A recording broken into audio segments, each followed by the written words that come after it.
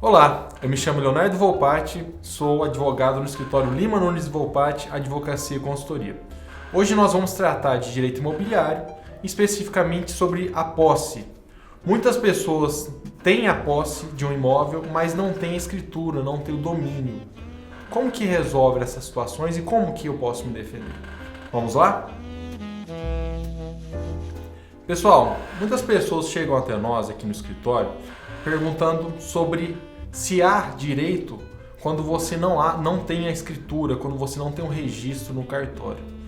Então muitas pessoas às vezes transacionam, ou seja, compram um imóvel, acreditando que estão comprando um imóvel, estão comprando uma propriedade, mas na verdade fizeram um contrato particular e estão comprando os direitos da posse, muitas vezes, por uma questão de muitas vezes uma desinformação que acontece. Então a pessoa ela não está comprando a propriedade, porque a propriedade você tem que lavrar uma escritura, você tem que registrar em cartório, você tem que recolher os tributos previamente, se for na cidade IPTU, se for um imóvel rural ITR, você tem que pagar os tributos da transação desse bem. Se você está recebendo por doação, ou seja, por um contrato que não é oneroso, é uma doação, você tem que pagar o ITCMD. Se você está transmitindo, ou seja, se você está comprando um bem, você tem que pagar o ITBI. E depende do município, tem um percentual, às vezes 2%, o ITCMD às vezes 4%. Depende muito do município ou do estado, né? O ITCMD é um tributo estadual e o ITBI é um tributo municipal. Mas em média é isso. Então muitas vezes as pessoas têm a posse, elas adquiriram a posse de um bem através de um contrato de cessão de direitos ou através de um instrumento particular, mas não tem a propriedade. Então é importante diferenciar isso. A posse ela tem muito mais a ver com uma situação consolidada, com uma situação de fato. A propriedade você tem que seguir todo o procedimento de registro público. Quem é dono é quem tem realmente o registro, quem tem a escritura. Como você descobre se uma pessoa é dona de um imóvel, se você vai no cartório de imóveis daquela circunscrição, né, pela competência territorial da região, e você consegue puxar pelo nome se a pessoa tem certidões e matrículas no nome dela de alguns imóveis. Quando você tem a posse, você pode obter essa posse de várias maneiras, né? Você pode obter transacionando, como eu falei agora, no contrato de cessão de direitos, ou você também pode obter, às vezes, por uma situação factual. Muitas vezes você está numa área por tanto tempo que acaba que você tem essa posse desse bem, desse imóvel, dessa moradia, dessa casa, mas não tem a propriedade. Ou seja, a sua família, alguém se consolidou naquela área que às vezes é uma terra devoluta do Estado, expansão urbana, cidade crescendo, as pessoas precisando ter moradia, construiu uma casa em um terreno que era uma terra devoluta do Estado e você ali permaneceu por muito tempo. Aquilo ali é uma situação de posse. Existe como regularizar essa situação para que você tenha a propriedade, você consiga realmente a escritura e consiga regularizar essa situação para você ser proprietário e ter o domínio do bem. Para isso eu vou explicar daqui para frente como se faz isso. Em outras situações você está numa propriedade particular por muitos anos, você constitui moradia e o dono, quem tem o domínio daquela propriedade, muitas vezes nem sabe que você está ali ou negligenciou. E como todos sabem, o direito não socorre aos que dormem. Você está por tanto tempo naquela situação que você acaba tendo o direito, você converte essa situação de moradia factual para um direito que se chama uso capião. Você tem o direito de converter essa posse em propriedade. Bom, o Instituto da Posse, ela advém também de uma proteção muito clara da Constituição de 1988, que traz a função social da propriedade. Ou seja, a propriedade em si, ela tem que ter um caráter socioeconômico, você tem que explorar a propriedade. Diferente do Código de 1916, o Código Civil de 1916, não havia esse critério. Então hoje, o proprietário ele tem que dar uma função para a sociedade daquele bem. Ele não pode só explorar para si. Ele tem que explorar e a função dessa propriedade muitas vezes é morar, ou muitas vezes é obter lucro através de uma exploração comercial daquela área, ou utilizar ela de fato, né? Então a posse, ela muitas vezes decorre também desse interesse de se prestigiar quem explora aquele bem que muitas vezes o proprietário não explora. Então, quem tem a posse nessa circunstância pode também vir a ter reconhecido como proprietário no futuro, a decorrer de alguns requisitos. Bom, o que é importante saber também nessa questão é a diferenciação da posse e da propriedade no âmbito do procedimento de registro. Como todos sabem, o nosso sistema e a maioria dos sistemas civilizados no mundo obtém um cartório de imóveis, obtém um sistema registral. Alguns países não têm um cartório, mas têm um sistema registral.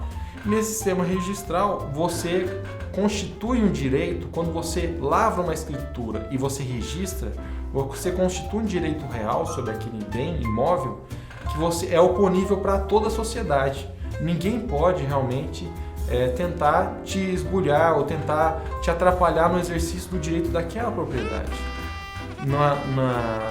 Na época romana, por exemplo, que advém esse instituto e tantos outros do direito civil, existia uma pedra chamada Horus, que ela era gravada e era colocada em algumas propriedades pré-demarcadas, que com aquela pedra gravada as pessoas que passavam ali sabiam de quem que era aquela propriedade e sabiam também se aquela propriedade estava penhorada ou não. Então esse instituto já existe há muito tempo, essa necessidade de opor, de consolidar o seu direito sobre aquela propriedade e opor diante de terceiros. Para ter uma ideia, também na Idade Romana havia a questão das proclamas, né? Que era a necessidade de você colocar na porta das igrejas um anúncio de quem iria casar ou qual propriedade quem comprou e deixou de comprar e tudo mais, além dos anúncios em praça pública, para que todo mundo soubesse de quem é a propriedade, para que houvesse na mentalidade da sociedade de que aquela propriedade era daquela pessoa especificamente, ninguém poderia invadir ou causar qualquer transtorno. Então, no nosso sistema é isso. O sistema registral, o sistema que no cartório, o ato de registro, ele tem essa capacidade de opor o seu direito em cima da sociedade, para que ninguém intervenha nele, e também da publicidade de quem é cada propriedade, qual o tamanho da propriedade e tudo mais. Então, quem é dono realmente é aquela pessoa que registra, que lava a escritura com as especificações de quem é o dono, o tamanho da área, onde é a área, e também registra no cartório para que fique disponível para todo mundo, sendo um documento público. Bom, em relação à posse, é diferente. A posse ela decorre muitas vezes de uma exploração de uma propriedade. Por exemplo, quando você aluga um imóvel, você aluga um apartamento, quando você aluga uma chácara, por exemplo. Algumas vantagens da posse, por exemplo, é você poder ficar com os frutos daquele uso da propriedade. Você utiliza a propriedade que o terceiro é dono e o que você conseguir produzir, o que você conseguir obter daquilo é seu e não do dono. Então é diferente, a posse é vinculada muito mais a uma situação fática e ela também é protegida também pelo caráter da função social da propriedade garantida pela Constituição de 88.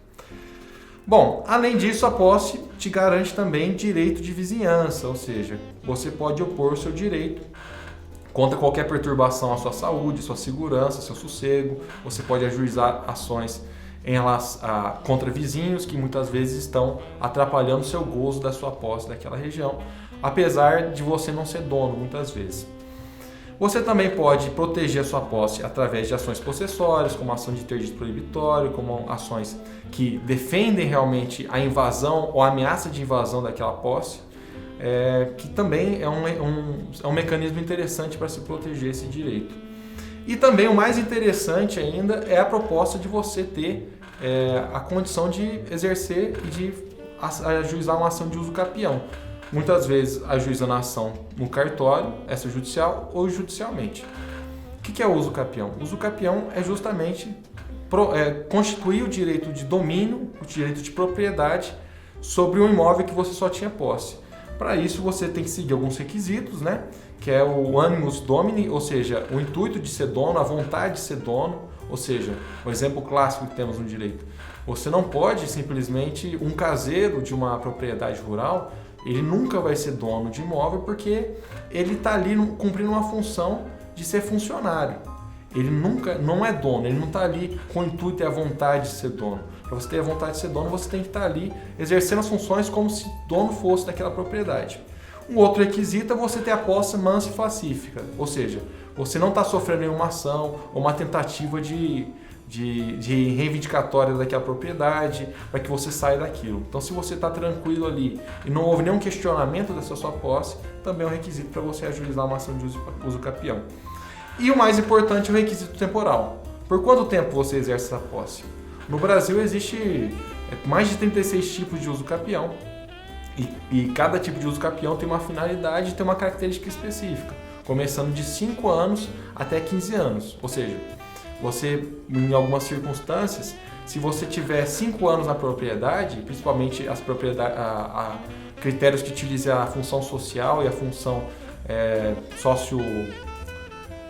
socioeconômica do requisito, você consegue fazer um uso capião com 5 anos apenas de lapso temporal. Agora, no uso capião ordinário, por exemplo, é um tempo maior, que é 15 anos, né? Então, existe todas essas questões. Uma questão interessante também é que você pode opor embargo de terceiro. Ou seja, você pode, muitas vezes, ter comprado uma propriedade, mas você não teve dinheiro ainda para fazer o registro, para lavrar a escritura, para pagar os impostos que são necessários para você realmente registrar o imóvel. Para você comprar uma propriedade, você tem que quitar alguns tributos referentes a essa propriedade. Se for a propriedade que você adquiriu foi por um contrato de compra e venda, por um sistema que gerou ônus para os contratantes, você tem que pagar o ITBI se for municipal, ou ITR ou o ITCMD se for uma questão de uma doação, né? Como eu havia dito no começo do vídeo. Então, você tem que trazer todas essas quitações, principalmente tributárias, referentes tanto à transação do imóvel, quanto também ao imóvel em si, mostrando que o imóvel não tem nenhum ônus, para você conseguir fazer o registro. Isso é caro, isso é difícil de fazer. Então, muitas vezes é interessante ter essa ação para te proteger, que é o embargo de terceiro. Então, pessoal, quando você tem a propriedade em si, gostaria de tratar aqui basicamente de 3 sistemas que você poderia regularizar essa situação da posse.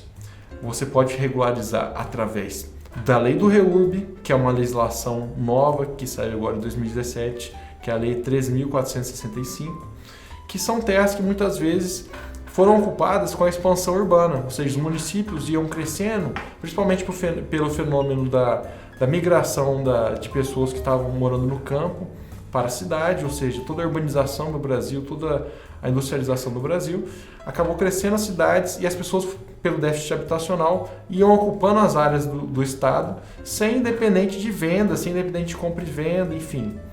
Então, essas pessoas se consolidaram naquelas áreas, só que como as terras do Estado não são possíveis de se fazer um uso capião, muitas vezes com a lei do REURB, a possibilidade de você comprar essa terra do Estado.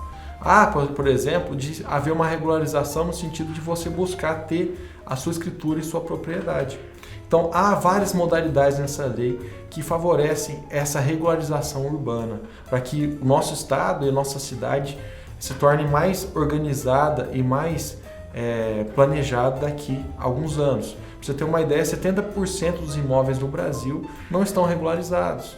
Então, o número de pessoas que só tem a posse é muito grande. Outra situação para você fazer a regularização e obter a escritura do seu imóvel é a ação de uso capião. Ou seja, o imóvel ele existe, ele tem uma escritura, ele está cadastrado, ele está no registro de imóveis. Só que por uma situação fática, você se encontra na posse daquela propriedade por um tempo muito grande. Então você consegue entrar com uma ação de uso capião se você preencher os requisitos da ação de uso capião. Com isso você consegue lavrar a escritura e você consegue a propriedade daquele imóvel se você conseguir realmente registrar. Há 2 possibilidades de uso capião, basicamente, que é o uso capião feita no cartório e o uso capião que você pode entrar com uma ação judicial. A que é feita no cartório vai te exigir uma série de diligências para provar a posse daquele imóvel pelo período de tempo necessário, depende da modalidade do capião. E o uso capião judicial, muitas vezes as providências são tomadas por determinação judicial. Pois bem, uma outra modalidade de se fazer regularização é uma regularização mais procedimental, ou seja, muitas vezes você construiu um imóvel, você tinha um terreno, mas você fez uma construção irregular, ou seja, você construiu ali uma casa naquele terreno, você fez uma incorporação e muitas vezes você não noticiou aquilo à prefeitura, mas é uma situação consolidada. você tem que entrar com requerimento, você tem que pedir ao bombeiro que vistorie aquela construção para ver se aquela construção ela é segura, que ela não vai desmoronar, ou que ela tem as aberturas de janelas necessárias para circulação, que ela tem medidas de segurança adequadas para manter a estrutura que foi construída. Essa é a parte do bombeiro para verificar a estrutura. E também tem a parte da prefeitura que vai regularizar aquela construção com os requisitos urbanísticos, com os requisitos de engenharia necessários para se autorizar aquela construção. Muitas vezes você consegue, com algumas adaptações no imóvel, ou nenhuma adaptação, mas algumas vistorias apenas, você recolher as contribuições necessárias para se pagar aquela construção, né? O que você deve à prefeitura, muitas vezes impostos, muitas vezes até questões de trabalhistas que foram feitas ali, e recolhendo essa situação você consegue realmente regularizar. Então você entra com um pedido para a prefeitura e a prefeitura vai ter, obviamente, uma secretaria de planejamento, uma secretaria de habitação que vai analisar seu requerimento e você vai conseguir regularizar junto com o laudo do bombeiro. Pois bem, pessoal, esse é o tema do vídeo de hoje. Eu espero que vocês tenham gostado. Um grande abraço. Clique no sininho, acompanhe o nosso canal para acompanhar nossos conteúdos de direito imobiliário. Um grande abraço.